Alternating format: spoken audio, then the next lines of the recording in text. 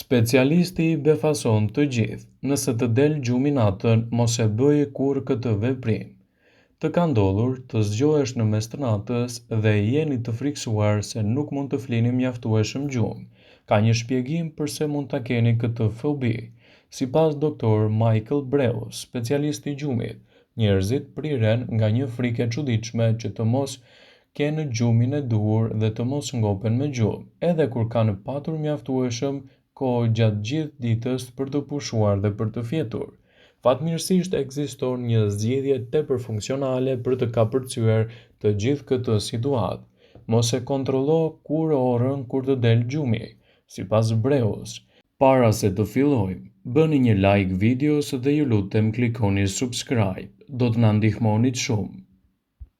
Shumica e njerëzve e ushqejnë në një frikë të tillë nga ideja se të nesërmen nuk do të jenë as pak kreativ ose frytdhënës në punë ose në marrëdhënien që kanë.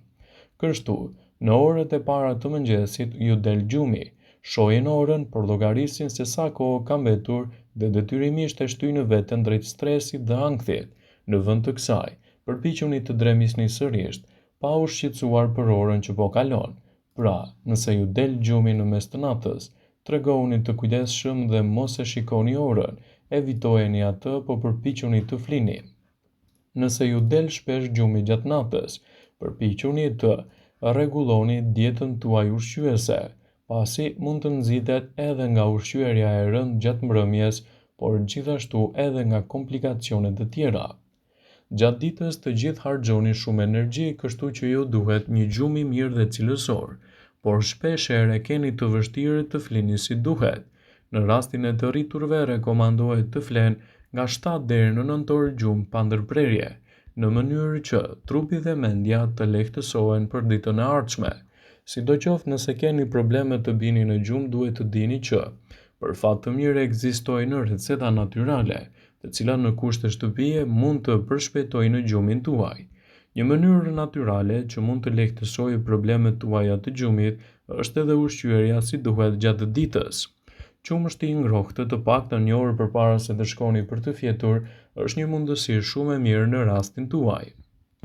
Qumshti i ngrohtë është një nga opsionet më të mira për të cilat mund të nxisin edhe një gjumë që na jep ndjenjën e lumturisë dhe të mirëqenies. Ai përmban triptofan. Hormoni melatonin prodhohet më shumë në këto kushte dhe kjo është thelbësore, pasi mund të nxjisë edhe gjumin, sidomos tek ata persona të cilët do vuajnë nga pagjumësia kronike. Çaji mentes mund të jetë një aleat i mirë në rastin tuaj. Çaji mentes lehtëson dhimbjet e stomakut dhe për shkak të vetive të saj anti-inflamatore, mentet gjithashtu zvogëlojnë edhe intensitetin e tyre, duke i lejuar trupit të pushojë si duhet. Nëse jeni duke u përgatitur për një provim ose një prezantim të rëndësishëm, ky çaj është një mundësi e shkëlqyer për t'u marrë parasysh në rastin tuaj. Edhe lëngu i qershive mund të jetë një zgjidhje shumë e mirë në rastin tuaj. Lëngu i qershive, njësoj si qumshti, përmban nivele shumë të mira të triptofanit, prandaj ai mund të prodhojë hormonin melatonin, duke përmirësuar kështu cilësinë tuaj të gjumit. Ky lëng është testuar në disa studime për të trajtuar pagjumësinë dhe është provuar të jetë një nga opsionet parësore e efektive për ta luftuar atë dhe për të siguruar kështu një gjumë më të mirë, cilësor dhe komod gjatë gjithë ditës. Qumshti i arrës së kokosit mund të jetë një lehtësues i situatës tuaj bezdisëse. Qumshti i arrës së kokosit përmban nivele të mira të kaliumit, dy minerale të cilat janë të afta të relaksojnë muskujt dhe të sigurojnë një gjumë të mirë. Përveç kësaj, ai zvogëlon edhe presionin e gjakut dhe entjen në veshka. Falas sasive të mëdha të elektroliteve natyrore ndihmon trupin të ekuilibrohet dhe të relaksohet më mirë gjatë natës. Bananet janë një ushqim i rëndësishëm që mund të shtohen në dietën tuaj. Bananet gjithashtu përmbajnë nivele shumë të mira të triptofanit.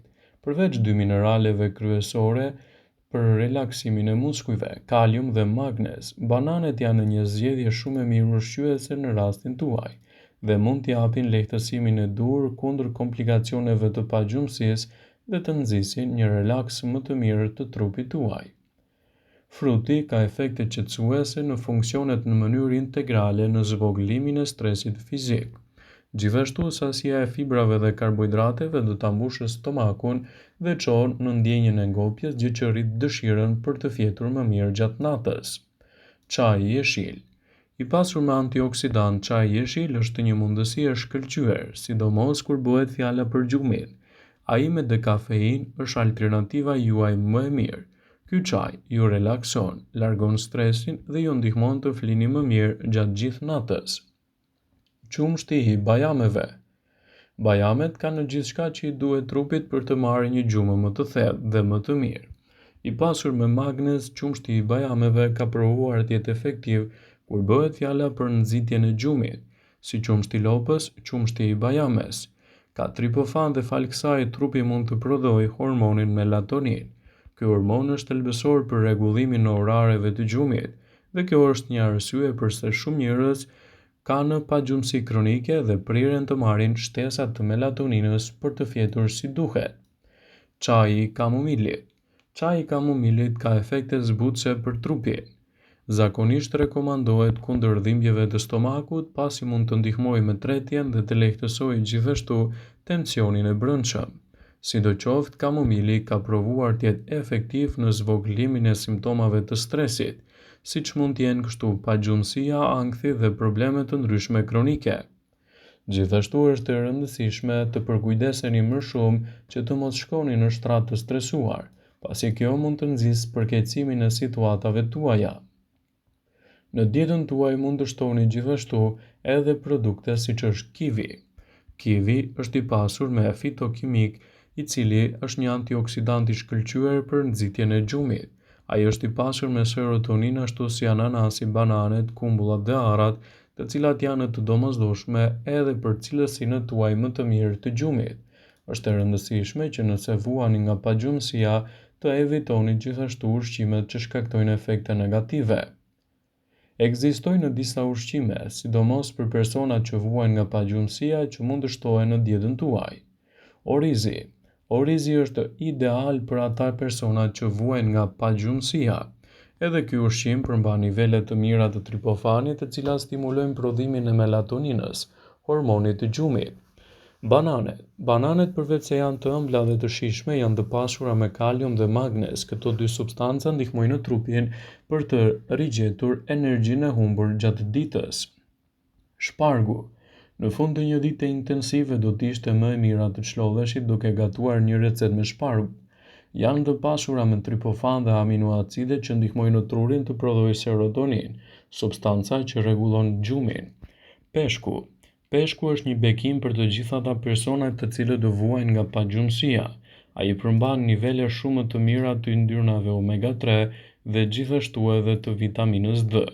Dy substancat elementare për një gjumë më të mirë dhe më pak të lodhshëm gjenden kryesisht te ky produkt. Ndaj përfshirja e tyre në dietën tuaj do të jetë një element shumë i mirë cilësor edhe kundër shqetësimeve të pagjumësisë. Çaj bliri.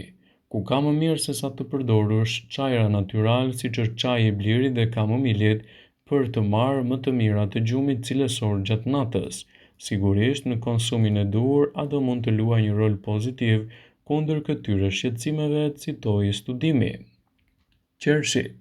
Me ardhjen e verës dalin në treg edhe qershit. Gjithashtu ato janë të ëmbla, të mira dhe shumë të pasura me melatonin, një element shumë i rëndësishëm që mund të ndikojë pozitivisht në cilësinë tuaj të gjumit dhe të mbajë larg gjithashtu shqetësimet e tij. Qumshti. Qumshti është një nga produktet më cilësore që mund të shtohen në dietën tuaj, sidomos në rastin e pagjumësisë. Qumshti i ngrohtë me pak mjalt mund të jetë një nga alternativat më cilësore për të lehtësuar problemet e pagjumësisë. Ndaj sigurohuni të keni pjesë të dietave tuaja të rregullta të gjitha këto ushqime, por mos nguroni të bëni konsultat me mjekun tuaj për të gjetur shkaktarin e vërtet të krijimit të problemeve të pagjumësisë dhe të trajtoni atë si duhet. Vëmendje. Ju bëjmë dije se informacionet në këtë video kanë për qëllim që të plotësojnë, të mos zëvendësojnë në këshillat e mjekut tuaj ose të ofruesit të kujdesit tuaj shëndetësor, dhe nuk kanë për qëllim që të mbulojnë të gjitha përdorimet e mundshme. masat paraprake, ndërveprimet ose dhe efektet e tyre negative për shëndetin tuaj. Pasi ta dëgjonit këtë video, do ju ftoja t'i bënit like dhe ta shpërndanit atë në profilin tuaj në mënyrë që të informohen edhe miqtë e tu.